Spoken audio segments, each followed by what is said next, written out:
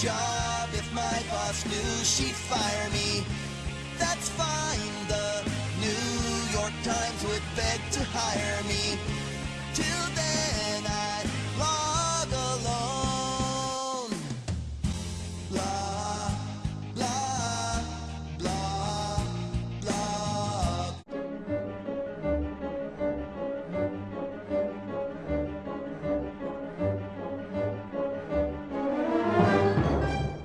I think we are really all on the same team. I think we agree in principle about the rule of law and how Barack Obama's articulated a standard that, notwithstanding some of his rhetoric, he's talking out of both sides of his mouth,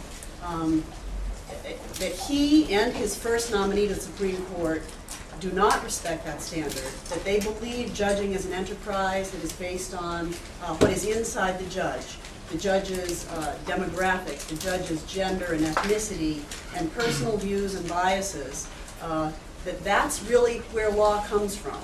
And that's part of the problem. That's been the problem with our court for some time now. And we knew this is what President Obama was doing during the election, and he's delivered on his threat.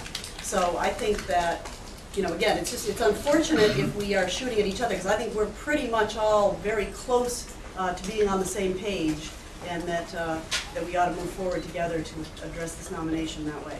The media likes the issue of the filibuster, and they've honed in on it, and they've gone after the argument that we make that we should not brandish a democratic filibuster, except in special circumstances, presumably. But we shouldn't brandish it. But we should go look to the traditional filibuster, which is intended and has always been used to prolong debate, to give the Senate more time to inform itself and debate. The media has harped on that. And so that's what I mean by a great debate. That if, at the end, we've ended up with what is expected of the 7 or 8 senators that are left on the Judiciary Committee, we expect them to do their job. That's not a problem. I don't expect a problem there. But if that's all we get, then it'll be like having sugar without coffee. It'll seem sweet, but we'll be left dry. And the American people will remember a sour vote where Republicans voted against the nominee, Hispanic nominee to boot, without an explanation.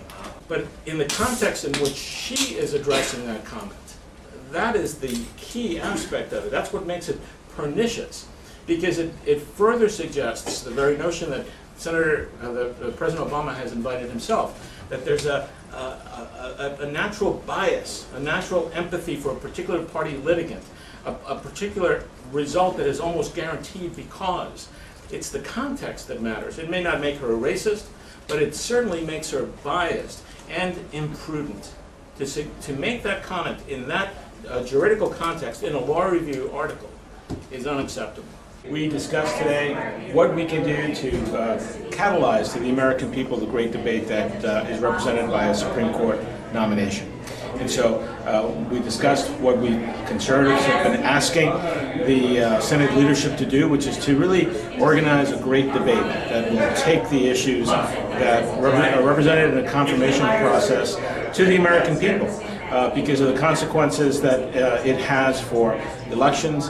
And really we have to remind the American people in a constant way that ultimately they are the stewards of the federal judiciary, not just the president and the senators. And that is best done in the great debate that we could have if we ask our leaders to do it. So it's doubly important for bloggers and for the folks on the internet to get the debate going out there, because on this particular issue we're doubly handicapped by the mainstream media. What this is it's a series of about 40 charts on federal spending, taxes, debt and deficits, and entitlements. One of the things that we hope is going to be particularly blogger friendly is that each of these charts, if you click through, you can save it and you can embed that image directly on your blog. So if you're writing about an economic issue and you want a little bit of graphics or some color, feel free to just pillage the entire site. Every one of the charts can be taken. The left, Healthcare for America Now, announced yesterday they're spending $82 million right now on grassroots and TV from their side. We are raising as much money as we can to fight back. We've started a new coalition effort called PatientsUnitedNow.com. Everyone is welcome to join that effort. I briefed the Heritage Bloggers briefing today on Americans for Prosperity Foundation's new healthcare project, PatientsUnitedNow.com, which is a broad effort that we've launched to educate the public about the scope of the threat right now with a pending Washington takeover of healthcare, and how important it is to put patients at the center of any real healthcare reform.